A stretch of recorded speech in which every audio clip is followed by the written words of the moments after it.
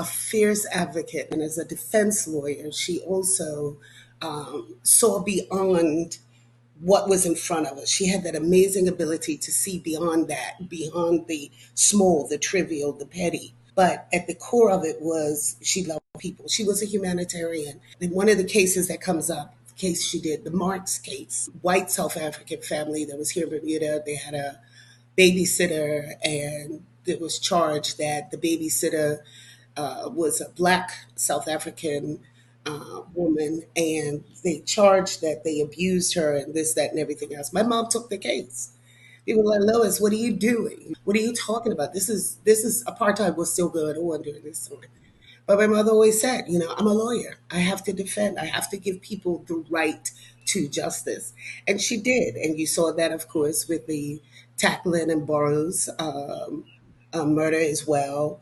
I remember her last case. I went, and it was with a Jamaican man, and brakes failed. He ended up knocking down somebody. And I remember sitting there in the court watching her and just saying, and then watching her come home at night to study the case and study the evidence.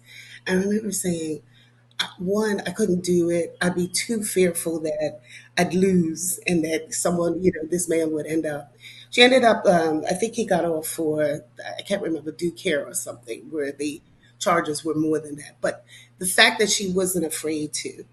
Then when it came down to Dr. Stubbs' bill, I remember we were opposed. We were diametrically opposed. I was like, Mom, how can you support, homosexuality? And how can you? She said, it's about rights. And I fought. We were like, she said, it's about rights. People have rights. Their sexuality doesn't matter. They have rights. They have legal rights. And that's what we need to be fighting for. So that's her legacy. And as a political warrior, well, she just would go to bat for anyone.